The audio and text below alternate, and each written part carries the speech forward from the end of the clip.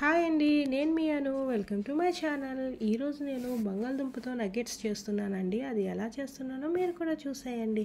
ఈ నగెట్స్ చాలా వరకు చిన్న చిన్నవిగా చేస్తారు, కానీ నేనైతే మధ్యలో చీజ్ వేసుకొని పెద్దవిగా చేశాను. అందులో మనకి కార్న్ఫ్లోర్ యాడ్ చేసుకుంటే అది విడిపోకుండా బాగా వస్తుందండి.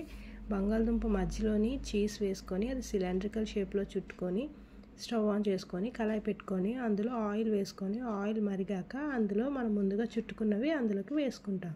వేసుకున్న తర్వాత ఒక పక్కన బ్రెడ్ క్రమ్స్ పెట్టుకొని ఇంకో పక్కన ఒక ఎగ్ని పగలగొట్టుకొని ఉంచుకుంటాం. ఇది ఆయిల్లో వేగనిచ్చిన తర్వాత అది తీసి ఎగ్ ఏదైతే ఉందో అందులో ముంచి దాన్ని తీసి మళ్ళీ బ్రెడ్ క్రమ్స్లో వేసుకొని మళ్ళీ ఆయిల్లో వేసుకొని వేగనిచ్చుకున్న తర్వాత వేడివేడిగా తీసుకొని ప్లేట్లో సర్వ్ చేసుకొని అందులో కొద్దిగా మనం సాస్ వేసుకొని తింటే భలే ఉంటుందండి. అది ఓపెన్ చేస్తే చూసారా చీజ్ ఎలా వస్తుందో, చాలా బాగుంటుంది. నచ్చితే సబ్స్క్రైబ్.